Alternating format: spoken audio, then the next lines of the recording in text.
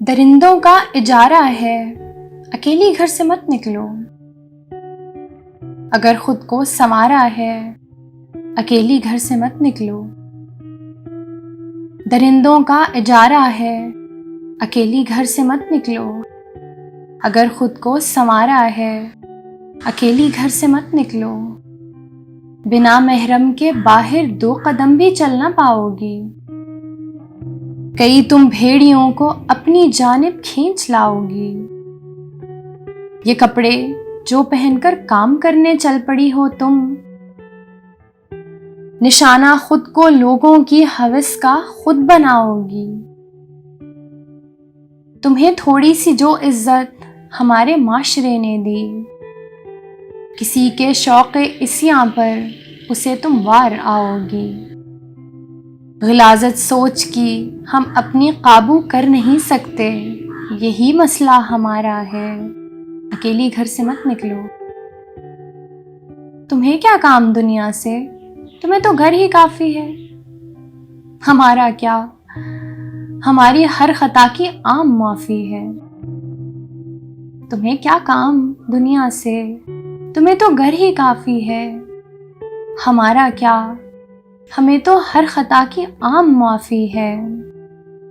ہماری سرزنش ہو اور تمہیں انصاف مل جائے، یہ دنیا کے اصولوں کے سراسر ہی منافی ہے۔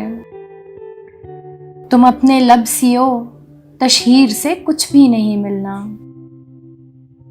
تم اپنے لب سیو، تشہیر سے کچھ بھی نہیں ملنا۔ ہمارے حق میں جائے گا جو یہ لکھتا صحافی ہے۔ ہمارے گھر کی عورت تک مگر گندی نگاہ پہنچے، ہمیں کیسے گوارا ہے، اکیلی گھر سے مت نکلو۔ وہ گھر ہو یا کہ مکتب ہو، سڑک ہو یا کہ رستہ ہو،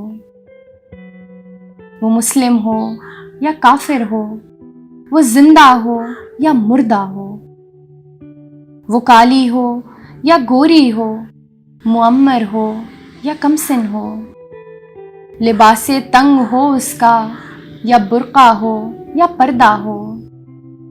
یہ سب کچھ سوچتے ہم بھی، ہمیں گر یہ یقین ہوتا۔ درندوں کی ہوس کو ان سے کوئی فرق پڑتا ہو، سو اپنے نفس کی بے باکیوں کو روندنے سے قبل نہیں کہنا دوبارہ یہ، اکیلی گھر سے مت نکلو۔ کسے مسلوب کرنا ہے، کسے الزام دینا ہے، کسے مسلوب کرنا ہے، کسے الزام دینا ہے۔ عدو عدل کا مقصد اسے ابہام کرنا ہے۔ ستم در یہ ستم ہم پہ کہ مجرم جانتا ہے یہ، ہوس کو فطرت انسان کا کیسے نام دینا ہے۔ ستم در یہ ستم ہم پہ کہ مجرم جانتا ہے یہ، ہوس کو فطرت انسان کا کیسے نام دینا ہے۔ کہانی تختہ و دار و رسن پہ ختم کرنی ہے،